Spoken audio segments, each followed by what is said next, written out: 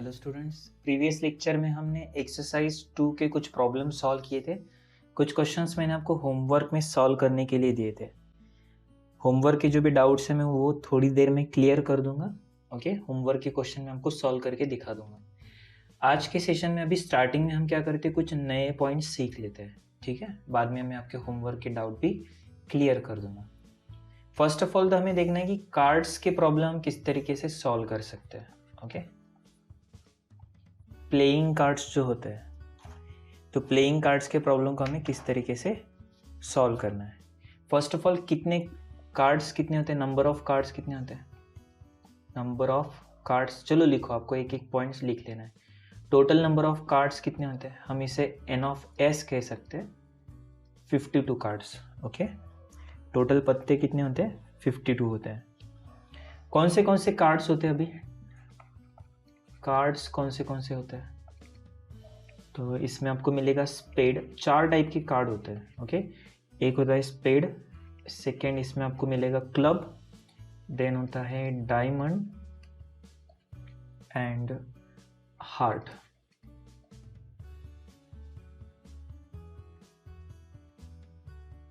देखो स्पेड और क्लब ये तो ब्लैक कलर में होते हैं, और डायमंड जो है, चलो मैं जानबूझ के रेड में लिख रहा हूँ, डायमंड और हार्ट ये रेड कलर के होते हैं। अगर आपने पत्ते कभी खेले होंगे तो spade and club black colour में होते हैं, diamond and heart red colour में होता है।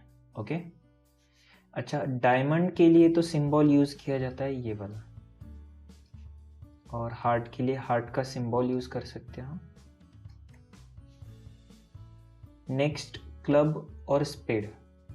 अच्छा, स्पेड कैसे रहेगा, स्पेड जो होता है ना वो इस शेप में पत्ते के आकार का होता है, ऐसा समथिंग इस तरीके का।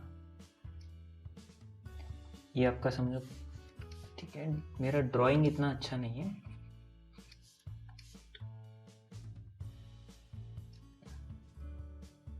ठीक है, ऐसा कुछ तो भी पत्ते के आकार का होता है, वो क्या होता है हमारे लिए, स्पेड होता है। देन क्लब्स का डिजाइन कुछ इस तरीके से रहेगा।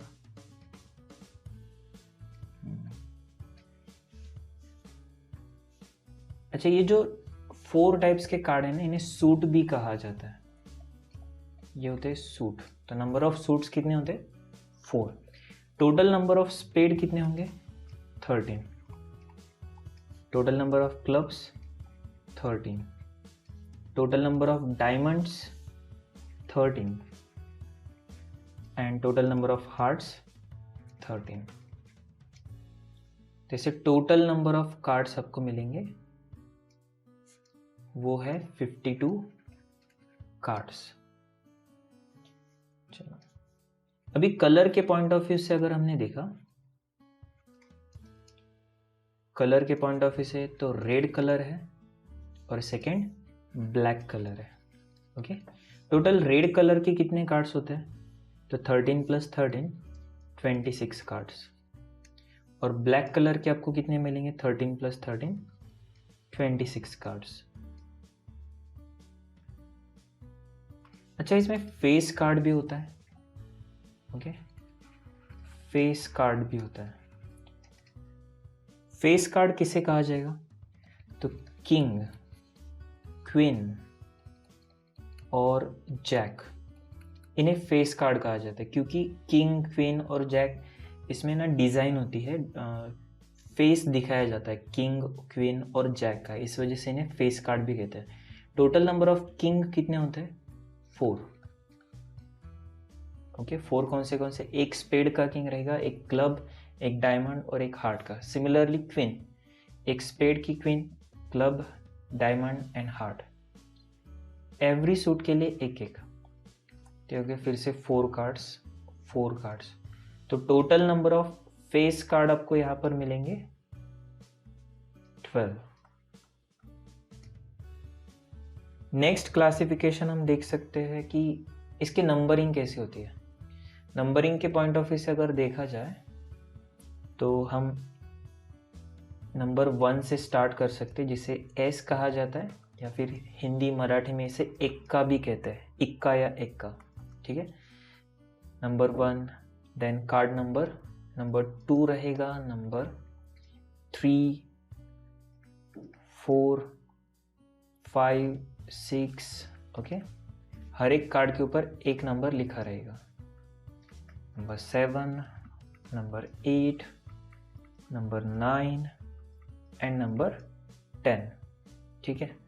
अभी 11, 12 एंड 13 उसके ऊपर कोई स्पेसिफिक नंबर नहीं होता है, लेकिन 11 का मतलब आप जैक ले सकते हो, 12 के लिए आप कह सकते हो क्वीन, एंड 13 जो होता है वो होता है किंग। तो इससे टोटल 13 कार्ड्स होते हैं, ओके। याद रखना है जैक, क्वीन, किंग और एस कार्ड, दैट इज इक्का। और हर एक सूट में आपको एक एक, ये टोटल 13 मिलने वाले, मतलब एस टोटल कितने रहेंगे, 4 एस रहेंगे, स्पेड, क्लब, डायमंड, हार्ट, तो टोटल 4।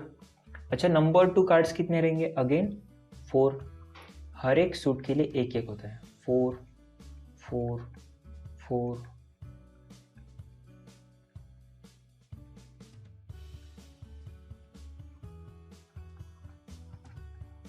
एंड 4। सो ऐसे टोटल 52 कार्ड्स, ओके। तो कार्ड्स को हम, कार्ड गेम को हम अलग अलग तरीके से अंडरस्टैंड कर सकते हैं। प्रोबेबिलिटी में कार्ड गेम का बहुत इम्पॉर्टेंट है। कई सारे प्रॉब्लम्स कॉइन टॉस करना या फिर डाइस थ्रो करना या फिर कार्ड के थ्रू हम प्रोबेबिलिटी को अंडरस्टैंड कर लेते हैं। चलो देखते हैं क्वेश्चन नंबर 2, सेकेंड एक्सरसाइज का। 2 cards are drawn from a pack of 52 cards, find probability that. हमने 52 कार्ड में से 2 कार्ड्स ड्रॉ किए, हमें प्रोबेबिलिटी पूछी। फर्स्ट, बोथ आर ब्लैक, अच्छा दोनों कार्ड ब्लैक होने चाहिए। प्रोबेबिलिटी का हमारा क्या फॉर्मूला है, probability is equal to N of A upon N of S. A हमारे लिए फेवरेबल इवेंट हो सकता है। अच्छा, कार्ड के केस में हम एन ऑफ एस किसे कह सकते हैं, तो 52 कार्ड्स थे जिसमें से हमने 2 कार्ड्स ड्रॉ किए, तो हमें लिखना पड़ेगा 52C2, ओके। 52C2, 52 कार्ड में से 2 कार्ड हमने निकाले, 52C2। इसमें से फर्स्ट बीट, बोथ आर ब्लैक, दोनों के दोनों ब्लैक होने चाहिए। चलो ठीक है, तो first of all n of A हम फाइंड आउट कर लेते हैं, ओके। एन ऑफ ए क्या होगा, अभी total number of black card कितने हैं, total number of black card है 26, तो हमें लिखना पड़ेगा 26C2 divided by 52C2। 26C2 तो हमारे लिए क्या है, नंबर ऑफ ब्लैक कार्ड्स है, तो प्रोबेबिलिटी ऑफ ए आपके लिए रहेगा N of A upon N of S, that is 26C2 divided by 52C2। Second, both are diamond, दोनों डायमंड होने चाहिए। अच्छा, total number of diamond cards हमारे पास कितने होते हैं, 13 कार्ड्स होते हैं, और 13 में से हमें 2 डायमंड कार्ड्स की ज़रूरत है। तो यहाँ पर हम n of B, second point में number of diamond cards out of 13, ये रहेगा 13C2। चलो, तो प्रोबेबिलिटी ऑफ बी कैसे लिख सकते हैं हम, जैसे हमने एन ऑफ ए किया था उसी तरीके से probability of B. Probability of B is equal to N of B divided by N of S, which is 13C2 divided by 52C2। आप चाहो तो इसे आगे सॉल्व कर सकते हो, सॉल्व नहीं किया तो भी चलेगा, इतना भी लिखते हो तो भी सफिशिएंट है, ठीक है। Next, number C, both are ace cards, दोनों एस कार्ड होने चाहिए, ठीक है। तो एन ऑफ सी क्या रहेगा, अभी दोनों एस कार्ड होने चाहिए। टोटल एस कार्ड हमारे पास कितने होते हैं, एस मतलब 1, 4 होते हैं, ओके।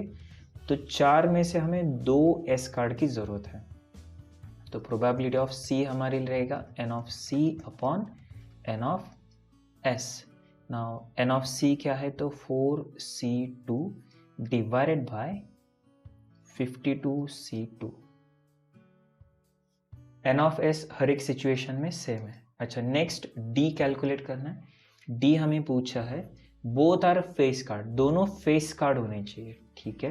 तो हम कहते हैं N of D, total number of face card कितने होते हैं? Total number of face card हमने देखा है कि 12 होता है, किंग क्वीन जैक। तो 12 फेस कार्ड में से हमें 2 फेस कार्ड की जरूरत है, दैट इज 12C2। तो प्रोबेबिलिटी ऑफ डी हो जाएगा N of D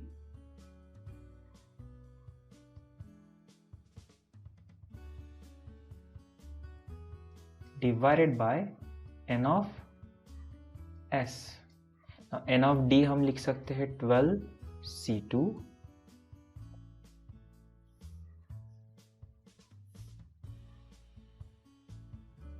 divided by 52C2. Next E, one is spade and other is non spade. एक स्पेड होना चाहिए, एक नॉन स्पेड होना चाहिए। एंड अच्छा, टोटल नंबर ऑफ स्पेड कितने हैं? टोटल नंबर ऑफ स्पेड तो 13 है। नॉन स्पेड मतलब ये ऑल दिस, स्पेड को छोड़कर बाकी सारे कार्ड, ये तो 39 है। 13 स्पेड कार्ड है और नॉन स्पेड में क्लब, डायमंड और हार्ट तीनों आएंगे। तो स्पेड 13, नॉन स्पेड रहेंगे 39। तो एन ऑफ ई क्या रहेगा? तो एक स्पेड होना चाहिए, टोटल 13 स्पेड में से एक 13C1 and other is non spade. Non spade total कितने हैं? 39। तो नॉन स्पेड में से हमें एक की जरूरत है। चलो अभी प्रोबेबिलिटी ऑफ ई क्या आएगा यहां पर? Probability of E is equal to n of e upon n of s, which is, चलो अभी n of e upon n of s,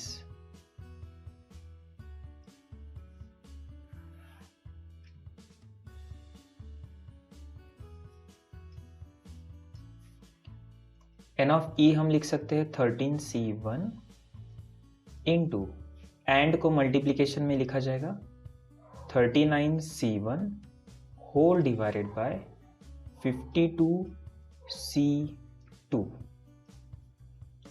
next, both are from same suit, दोनों सेम सूट के होने चाहिए। Okay, F both are from same suit. तो N of F.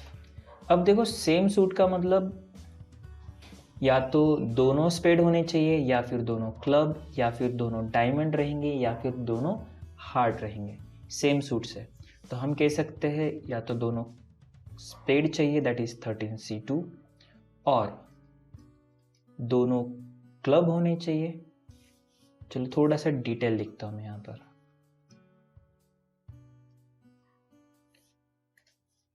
both are spade or both are club or both are diamond or both are heart। that is, अगर spade है तो 13C2 लिख सकते हैं, और क्लब है तो अगेन 13C2, और डायमंड है अगेन 13C2, और हार्ट के लिए अगेन 13C2। और है तो हम प्लस करेंगे, plus plus plus 13C2 plus 13C2 plus 13C2 4 times.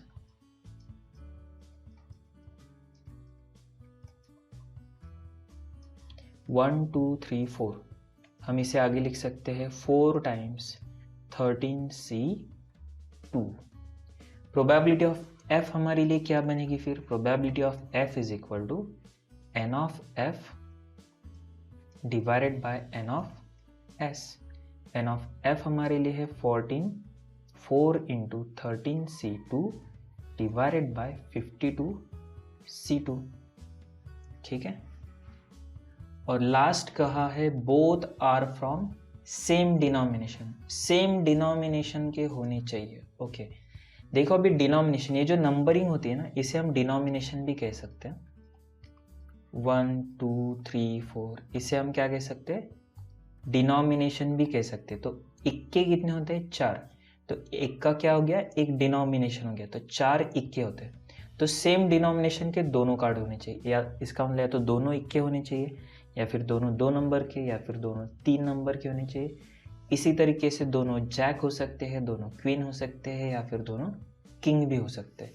तो देखो 13 टाइम हमें 4C2 लेना पड़ेगा, last G N of G first of calculate कर लेंगे हम।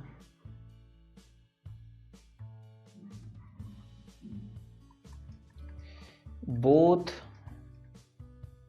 आर ऑफ सेम डिनोमिनेशन, दोनों एक ही डिनोमिनेशन के चाहिए। अच्छा अभी दोनों एक डिनोमिनेशन के चाहिए, हर एक डिनोमिनेशन के कितने कार्ड है हमारे पास, 4, 4 में से 2, और टोटल नंबर ऑफ डिनोमिनेशन कितने हैं, 13। तो हमें कहना पड़ेगा 13 टाइम्स 4C2। सो 13 इंटू 4C2 हमें करना पड़ेगा। यहाँ पे जैसे हमने 4 इंटू 13C2 किया था, तो यहाँ पर सेम उसी तरीके से 13 into 4C2 divided bye, probability के लिए प्रोबेबिलिटी का फॉर्मूला हम पहले लिख लेते हैं, N of G divided by N of S, which is 13 into 4C2 divided by 52C2। ठीक है, तो ये हो गया आपका आंसर। नेक्स्ट हमें क्वेश्चन नंबर 3 क्या दिया है, देखो अभी number 3, 4 cards are drawn from a pack of 52 cards. 52 card में से हमने कितने ड्रॉ किए, 4 cards, find the probability that. ठीक है, क्वेश्चन नंबर 3, देखो 52 कार्ड्स में से 4 कार्ड्स हमने ड्रॉ किए, तो यहाँ पर एन ऑफ एस हमारे लिए क्या रहेगा, तो 52C4, 52 कार्ड में से 4 कार्ड्स हमने ड्रॉ किए। Find the probability that 3 are king and 1 is jack, 3 king है और 1 जैक है। ठीक है, तो इसमें से first 3 are king and 1 is jack. ठीक है, देखो अभी फर्स्ट ऑफ ऑल तो एन ऑफ ए क्या रहना चाहिए, तो 3 किंग, अब टोटल किंग तो 4 होते हैं, टोटल किंग कितने होते हैं, 4, ये देखा है हमने, 4 किंग 4 क्वीन, 4 किंग होते हैं, 4 में से हमें कितने चाहिए, 3, तो 4C3, एंड का multiplication 1 is jack, total number of jack कितने, 4 जैक, तो 4 में से एक जैक चाहिए, 4C1, 4C3 into 4C1। So probability of A क्या होगी अभी, n of A upon N of S, which is 4C3 into 4C1 divided by 52C4। यहाँ पे हमने निकाला है 52C4।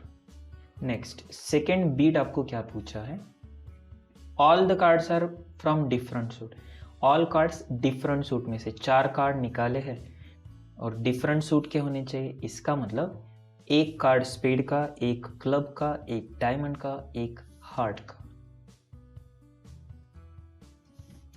All cards are from different suit, different suit से है। ठीक है, that is n of B is equal to, देखो 1 स्पेड होना चाहिए, 13 स्पेड में से एक स्पेड, एंड 1 क्लब होगा, 13 स्पेड में से एक क्लब, सॉरी 13 क्लब में से एक क्लब, तो ये 1 स्पेड 1 क्लब। एक काम करता हूँ मैं लिख लेता हूँ, थोड़ा डिटेल लिखेंगे तो आसानी से समझेगा। 1 spade and 1 club and 1 diamond and 1 heart, correct? All cards are from different suit, अलग अलग सेट के। तो स्पेड टोटल 13 होते हैं, 13 में से एक स्पेड, एंड का मतलब मल्टीप्लिकेशन, 1 क्लब, 13 क्लब में से 1 क्लब, 1 डायमंड, 13 डायमंड में से 1 डायमंड, 1 हार्ट, 13 हार्ट में से 1 हार्ट। चलो अभी इसको मल्टीप्लाई करने की ज़रूरत नहीं है, ओके, काफ़ी लेंथी मल्टीप्लिकेशन हो जाएगा। एडिशन अगर होता तो हम इसे कह सकते थे कि 4 टाइम्स 13C1। तो मल्टीप्लिकेशन के केस में हम क्या कह सकते हैं, सॉल्व करने की ज़रूरत नहीं, लेकिन अगर करना है तो हम इसे लिख सकते हैं 13C1 whole raise to 4, correct. जैसे कि 13 इंटू 13 क्या होता है, 13 स्क्वायर होता है, 13 इंटू 13 इंटू 13 क्या, तो 13 क्यूब, और 4 टाइम्स है तो 4, उसी तरीके से 13C रेज टू 4। और अब probability of B is equal to n of B divided by n of S, which is equal to 13C1 whole raise to 4 divided by 52C4। और लास्ट बीट हमें पूछा है इसमें, अच्छा 2 बीट और है, एटलीस्ट 1 हार्ट, कम से कम 1 हार्ट होना चाहिए। चलो ठीक है, at least 1 heart,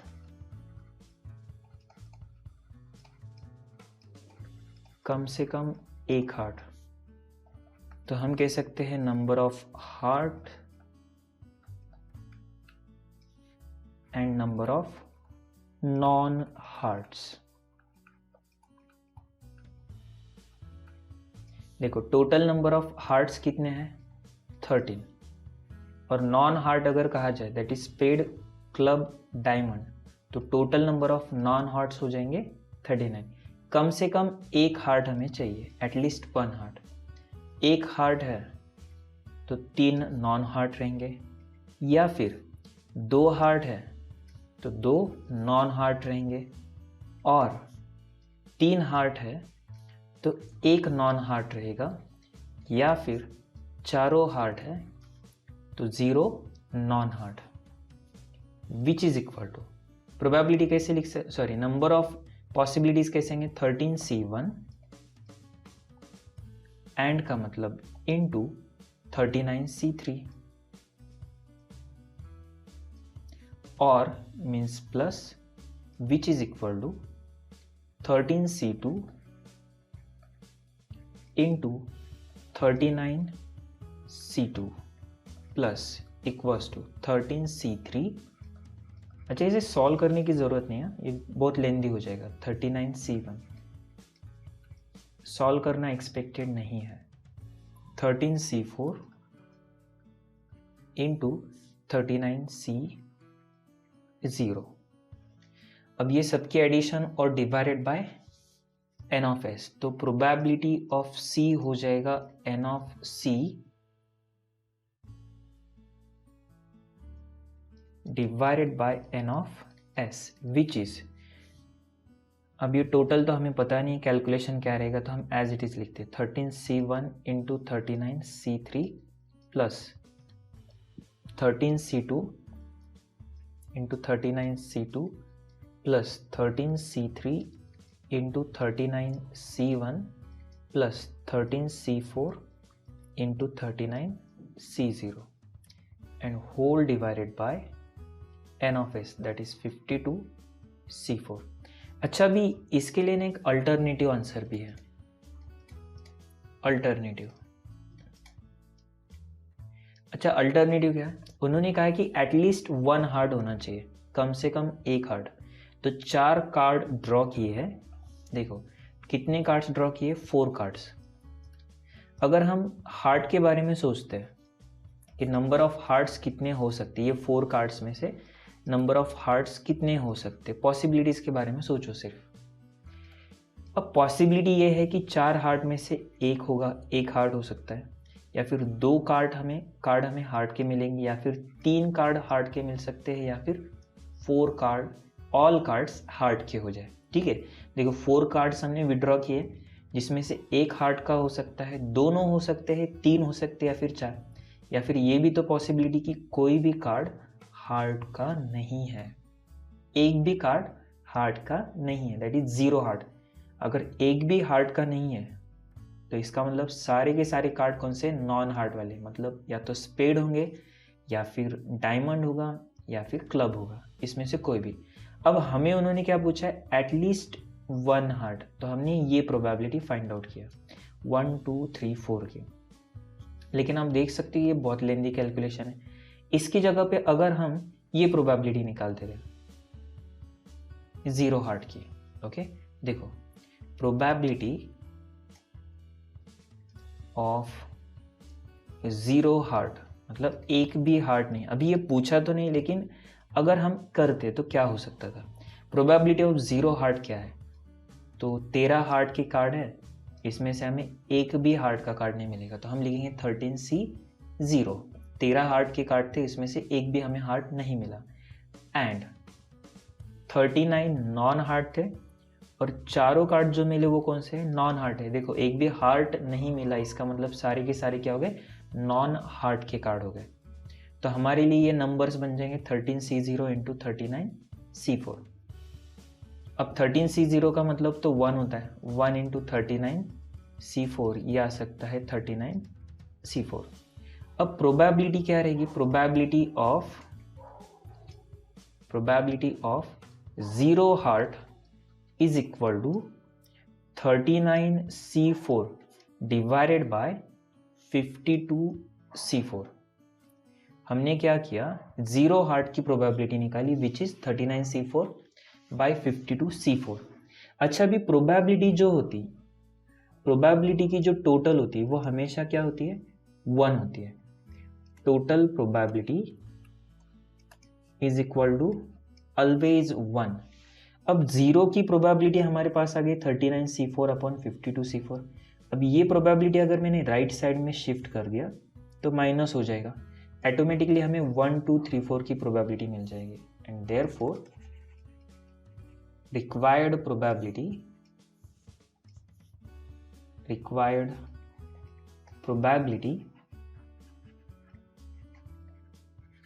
is equal to 1 minus 39C4 divided by 52C4।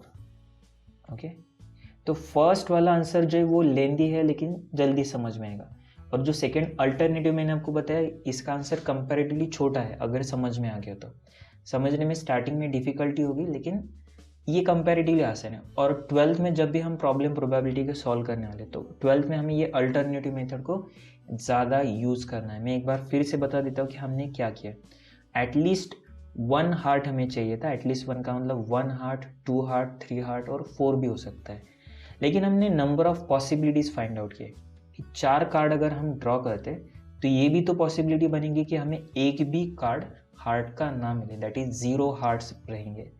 तो ये जो अलग अलग प्रोबेबिलिटीज़ है ये इसकी टोटल हमेशा क्या होती है, 1 होती है। Okay, 1 that is 100%। अब हमें 1 2 3 4 की प्रोबेबिलिटी चाहिए, तो मैंने आपको क्या कहा कि आप 0 की प्रोबेबिलिटी निकाल लो और ये 1 में से ये प्रोबेबिलिटी माइनस कर दो, राइट में शिफ्ट होगा, तो बड़ा ऑब्वियस इसका आंसर क्या होना चाहिए, 1 आना चाहिए। चलो, तो आप ये आंसर लिख सकते हो। अच्छा, एक बिट हमारा और बाकी है।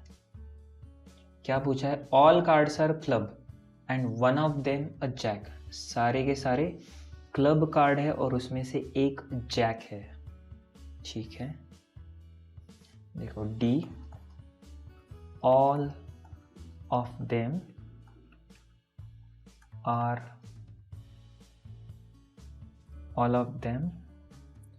क्लब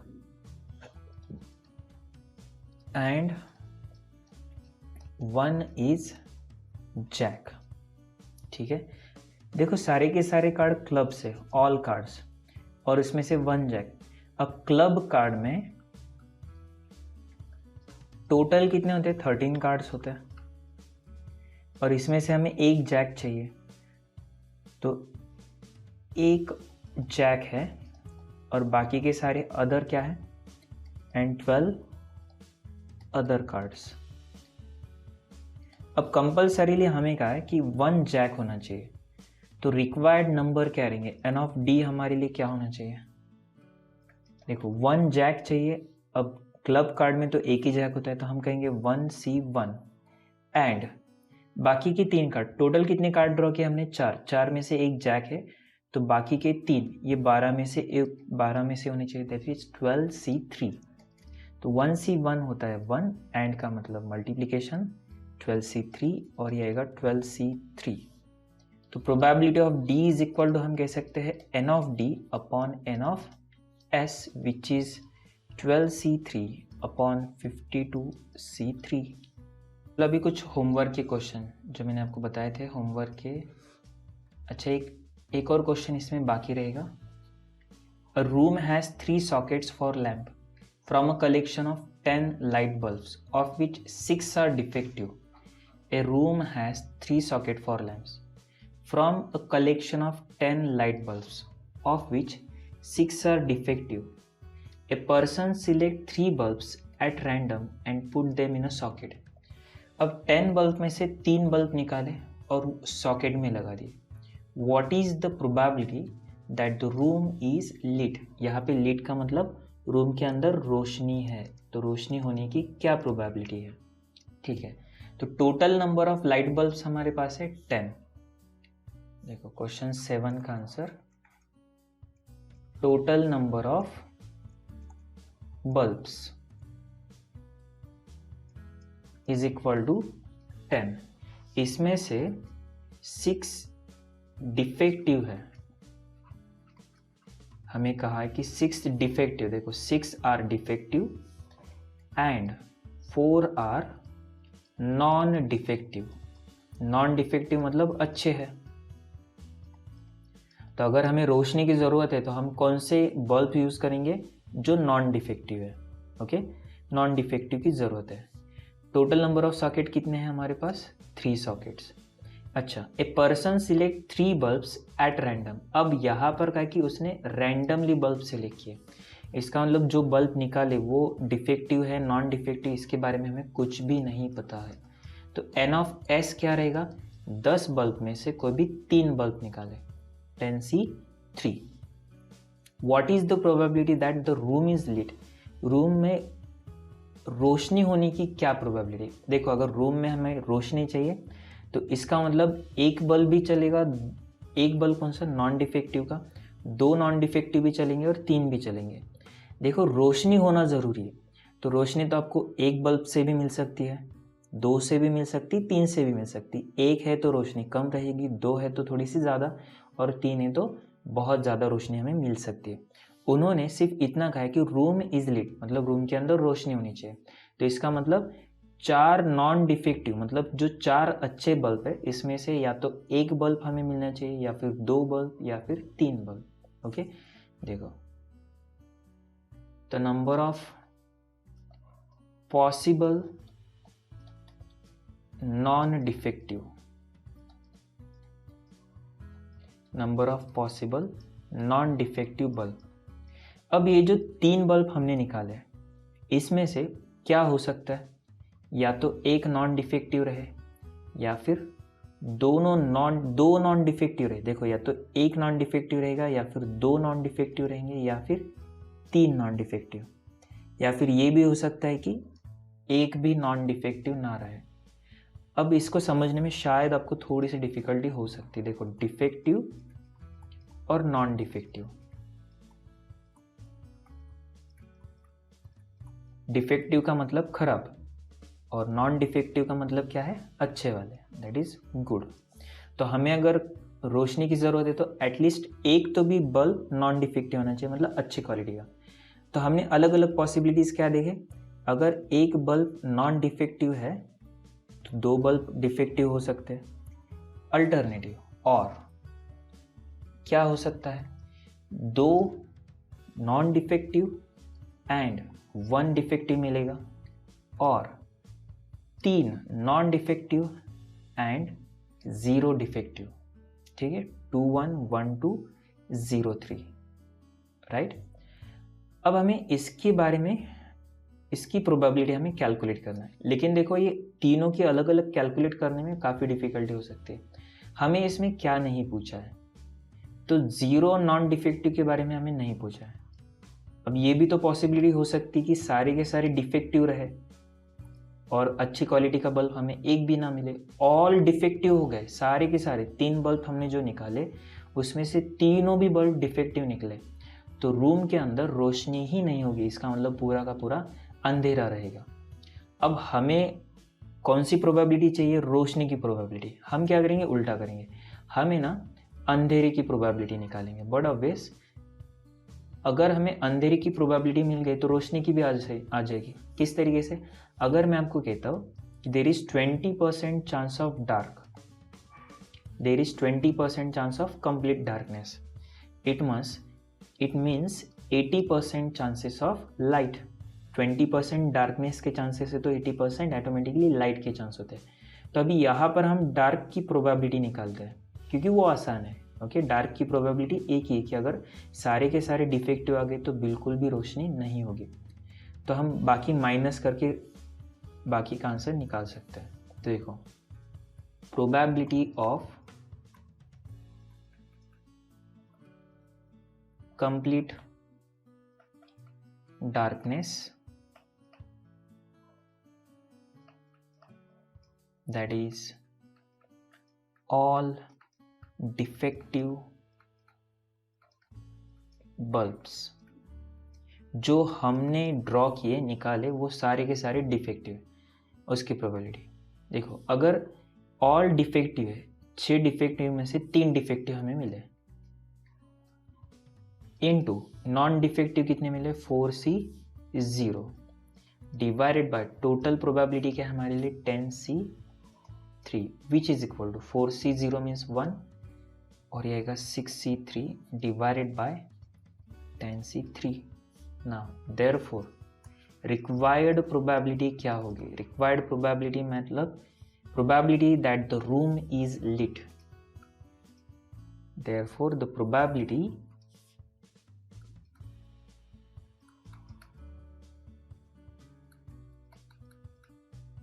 that the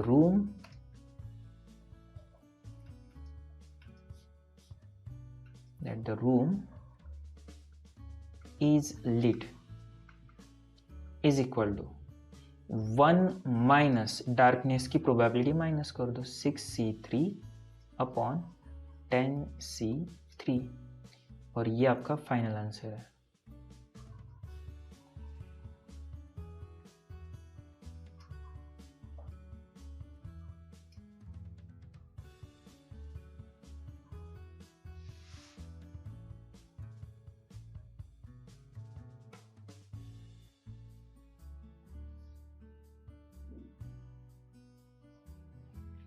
ओके, जो क्वेश्चन मैंने आपको होमवर्क में दिए थे इसमें से 8 नंबर वाला, तो letter of the word logarithm are arranged at random, find the probability that.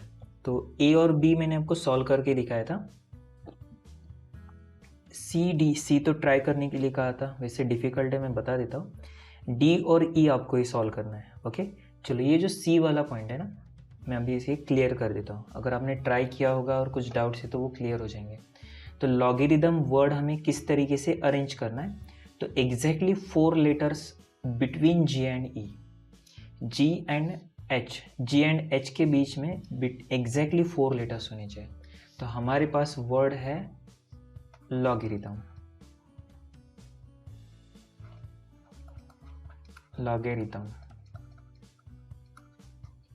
Total number of letters कितने हो गए? Total number of letters 1 2 3 4 5 6 7 8 9 without repetition, इसमें एक भी लेटर रिपीट नहीं हो रहा है। ओके, तो अगर हम लेटर्स को अरेंज करते तो हमारे पास टोटल प्लेसेस कितने हैं? 1 2 3 4 5 6 7 8 और 9।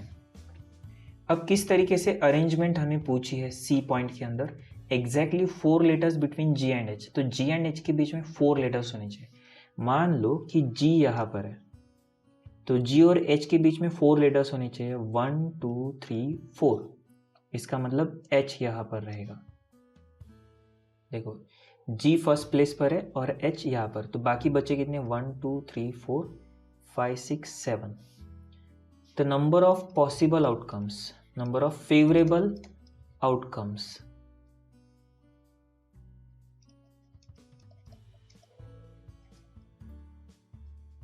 Is equal to, first of all ये याद रखो कि 7 लेटर्स, बाकी के 7 लेटर्स के लिए हमें कोई रिस्ट्रिक्शन नहीं दिया।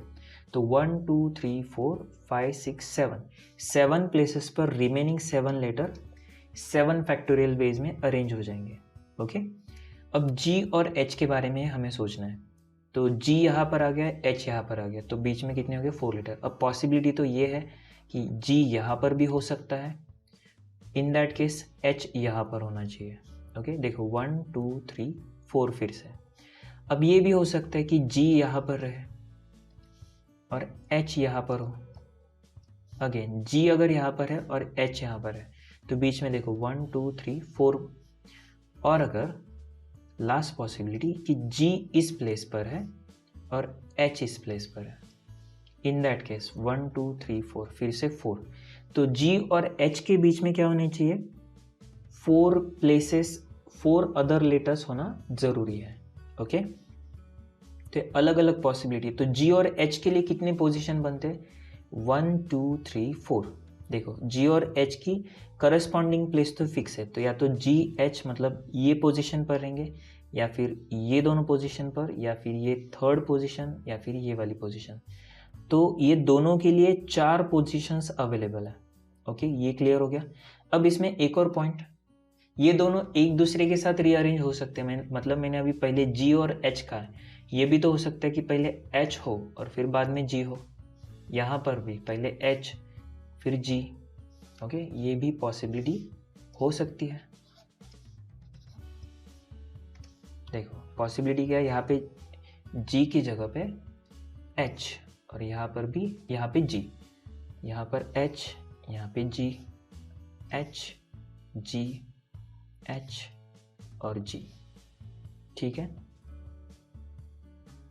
तो जी और एच ये जो 4 अलग अलग पॉसिबिलिटीज है, देखो ये फर्स्ट पॉसिबिलिटी, देन ये सेकेंड पॉसिबिलिटी, ये थर्ड पॉसिबिलिटी और ये फोर्थ पॉसिबिलिटी। ठीक है, ये 4 पॉसिबिलिटीज में से किसी भी एक पोजीशन पर हो सकते हैं। तो हमें क्या लिखना पड़ेगा इसके लिए, 4C1 मल्टीप्लाइड बाय जी और एच एक दूसरे के साथ रीअरेंज हो सकते हैं, एक दूसरे के साथ रिप्लेस हो सकते हैं। इस वजह से हमें लिखना पड़ेगा 2 फैक्टोरियल। ओके, सो 7 फैक्टोरियल इंटू 2 फैक्टोरियल। अब देखो 4C1 मतलब 4, 2 फैक्टोरियल मीन्स 2, 4 इंटू 2 होता है 8, तो 7 फैक्टोरियल इंटू 8। ना प्रोबेबिलिटी क्या रहेगी अब, therefore required probability is equal to 7 factorial into 8 divided by total number of s, ये हमारे पास 9 फैक्टोरियल। अब 7 फैक्टोरियल इंटू 8 अपॉन 9 फैक्टोरियल होता है 9 इंटू 8 इंटू 7 फैक्टोरियल, तो 7 फैक्टोरियल कैंसिल, 8 और 8 कैंसिल, फाइनल आंसर आएगा 1/9। ठीक है, ये इसका सी पार्ट जो कंपैरेटिवली काफी डिफिकल्ट है। ये हो गया इसका थर्ड बीट। चलो सेकेंड बीट भी मैं एक बार बता देता हूं, begin with O and end with T.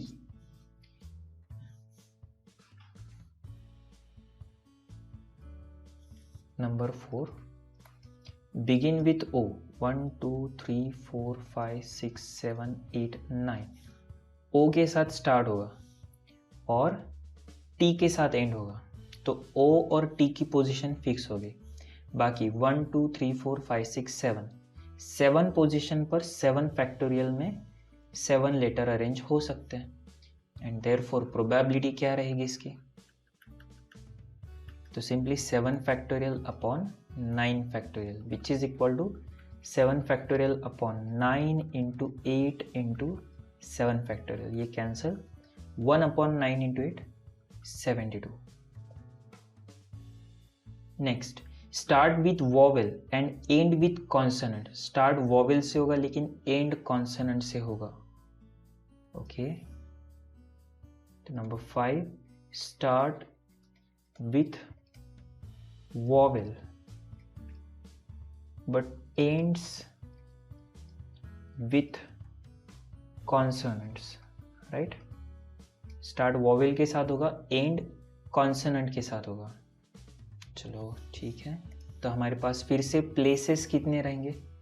9 places.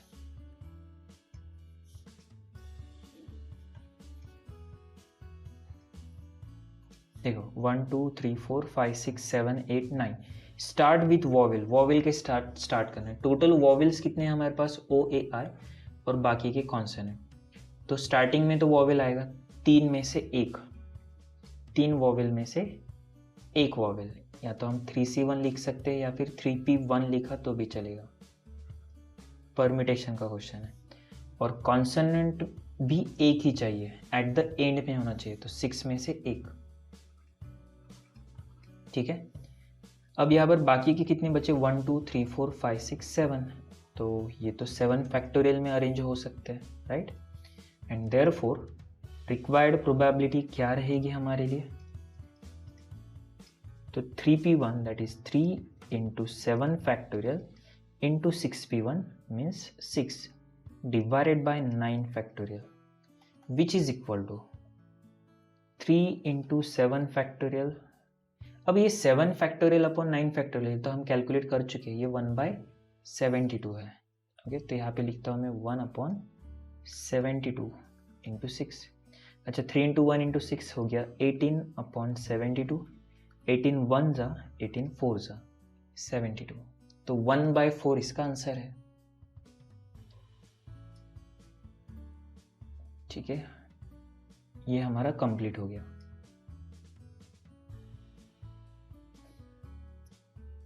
Next, the letter of the word Savita are arranged at random. Find the probability that vowels are always together. Vowels हमेशा साथ में होने चाहिए। Okay. First of all, without restriction अगर हम Savita word के letters की arrangement करते हैं तो 1 2 3 4 5 6 लेटर है और जिसमें ए रिपीट हो रहा है। तो एन ऑफ एस हमारे लिए क्या होगा? एन ऑफ एस हमारे लिए क्या रहेगा? 1 2 3 4 5 6 लेटर है, 6 फैक्टोरियल वेज में, जिसमें से ए 2 बार है, तो 2 फैक्टोरियल से डिवाइड करो, तो आएगा 720/2 that is 360। Vowels are always together, vowel हमेशा साथ में रहेंगे। कितने वॉवेल्स है? 1 2 3 वॉवेल्स 3 है। कॉन्सोनेंट्स कितने हैं? 3। तो अब अगर वॉवेल्स हमेशा साथ में रहेंगे तो हमें एज्यूम करना कि ये 3 वॉवेल्स एक है, सिंगल है, और ये single plus 3 4 that is 4 factorial. Next, vowels एक दूसरे के साथ रीअरेंज हो सकते हैं 3 फैक्टोरियल वेज में, इसलिए 3 फैक्टोरियल से मल्टीप्लाइड।